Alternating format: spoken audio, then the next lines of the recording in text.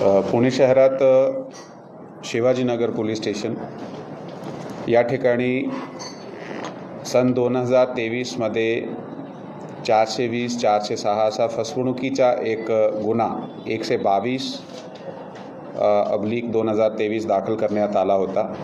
सदरचे गुन्ह्याचा मजकूर असा होता की जे फिर्यादी आहे त्याची एका इसमाने LICचा एजंट आहे, लाईफ इन्शुरन्स कॉर्पोरेशनचा, असा सांगून त्याची फसवणूक केली होती। तो LICचा एजंट न होता, परंतु त्यांनी असा त्याच्याकडून की तुमची मी लाईफ इन्शुरन्स करतो, माझ्याकडे इन्व्हेस्टमेंट करा, त्याच्याकडे वेळोवेळी 2021 पासून 2022 पर्यंत त्यांनी 5,04,167 रुपये गोळा केले।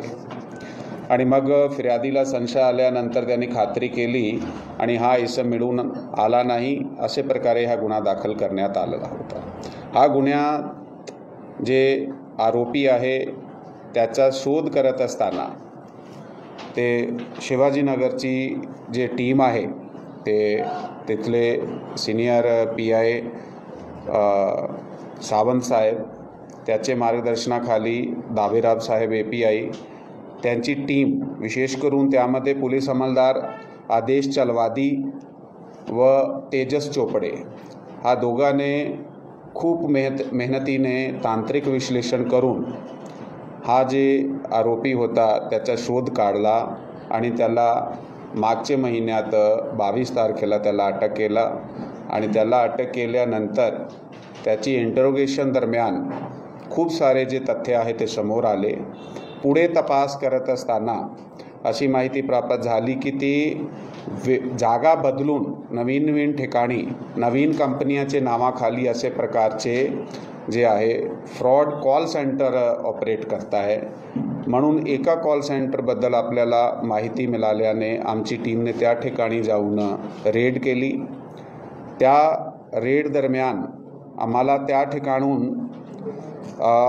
विविध कंपन्याचे 150 सिम कार्ड मिळाले, 30 विविध बँकाचे बँक खाते, चेकबुक, विविध कंपन्याचे 15 मोबाईल संच, 21 data register, 12 ATM card, 5 pan card, 2 संगणक आणि विशेष करून 35 विविध कंपन्याचे बनावट शिक्के मिळून आले। हा नामवर कंपन्या आहे पुण्याच्या किंवा बाहेरच्या, ज्याचे नावाचे त्यांनी ते बनावटी शिक्के तयार केले होते। म्हणून हा सगळे तपासादरम्यान 3 आरोपी जे अटक झाले आहे त्यामध्ये शंकर कारकुन पोखरकर वय 42 वर्ष, कात्रज पुणे, महफूज महबूब सिद्दीकी शेख वय 40, रहिवासी औंध, आणि तिसरा आहे आशीष रामदास मानकर वय 48, भागोली पुणे। आणि या तपासादरम्यान ज्याचा अजून लोकांची त्यांनी फसवणूक केली आहे, आमची टीम त्या लोकाला संपर्क करत आहे सध्या। आमची नागरिकांना विनंती आहे की हा फ्युचर इन लाईफ आणि फ्युचर ग्लोबल सर्व्हिस, सध्यापर्यंत आमच्याकडे अशी माहिती आहे की हा दोघे नामाखाली ते कंपनीज आणि कॉल सेंटर चालवत होते।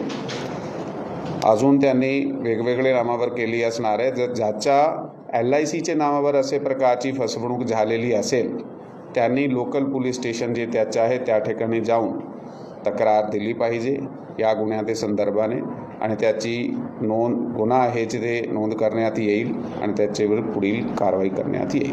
थँक्यू। जय हिंद, जय महाराष्ट्र। हा वेळोवेळी त्याचे ऑफिसेस चेंज करत होते।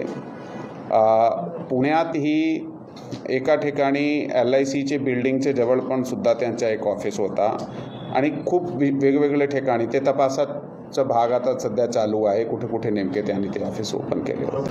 त्याचं तीच काम आहे। आता एवढे वर्षापासून ते लोकांचे वेगवेगळे प्रकारचे जसा प्रकारे पैसे डबल करून देणे किंवा टक्केवारी वाढवून देणे किंवा आणि त्यांच्याकडे ओळखपत्र पण आहे, त्यांच्याकडे NBFC जे असतात कंपन्या त्याचे त्यांनी सुद्धा आपले ओळखपत्र तयार केले आहे। LICचे पण बनावटी त्यांनी ओळखपत्र तयार केलेले आहे आणि स्वतःला असा वेगवेगळ्या कंपन्याचे जे आहे इन्व्हेस्टमेंट कंपन्याचे ते एम्प्लॉईज आहे असा दाखवून ते लोकांचा फ्रॉड करत होते. सध्या 3 लोक आहे ते आपल्याकडे त्याची डिटेल आलेली आहे.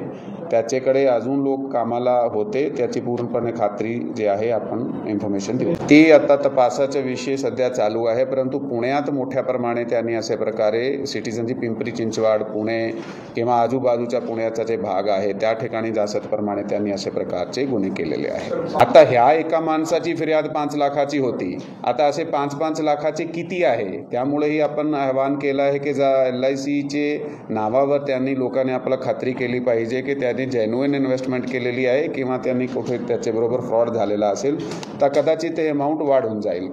कॉल सेंटरच्या ते रिकव्हरीसाठी या किंवा इन्व्हेस्टमेंटसाठी जसे प्रकारे कॉल केला जात आहे कॉल सेंटर, आणि त्याचा नेमका तीच होता की तिथून बसून फोन करायचे की तुमची एवढी जे किस्त आहे, तुमची जे EMI आहे एवढी पेंडिंग आहे, ज्या एवढा पैसा राहिला आहे, किंवा कंपनीचा जे आपण ॲडव्हर्टिजमेंट करतो की आमच्याकडे असे प्रकारची इन्व्हेस्टमेंट ऑपॉर्च्युनिटी आहे, तसे प्रकारच्या काही मोठा कॉल सेंटर नाही आहे, परंतु हे इथून त्याच्या इन्व्हेस्टमेंट जे फ्रॉड सायकल आहे ते चालवत होते. नाही, सध्या इथेच दाखल झालेला आहे, कारण एकच फिर्यादी आमच्याकडे अप्रोच केला होता. आता जसा प्रकारे ज्यांना माहिती मिळाली तर त्या ठिकाणी गुन्हा दाखल होईल. तसं चेक बँक अकाउंट आहे आणि ते मी सांगितलं आपल्याला की त्याच्याकडे 30 बँकेचे अकाउंट आहे. त्या बँकेच्या अकाउंटमध्ये घेत होते, चेक्सद्वारे पैसे घेत होते. सध्या आपल्याकडे 2 लोक असे समोर आलेले आहे. हळूहळू ते पण पुढे येईल लोकांना. आता पुण्यात ते 2-3 लोकेशन आहे, पण जसं एकदा खात्री झाल्यानंतर सध्या ते माहिती माझ्याकडे अवेलेबल नाही आहे. एका ठिकाणी त्याचा ऑफिस एक LICचे ऑफिसचे जवळ होता असा पण आम्हाला एक माहिती मिळाली आहे. असू शकते की डेटा ते त्याच्याकडे LICचे कस्टमर्सचा सुद्धा डेटा आम्हाला मिळून आलेला आहे. हे शंकर कारकून पोखरकर आणि दुसरे पण ते पण त्याच्याबरोबरही आहे.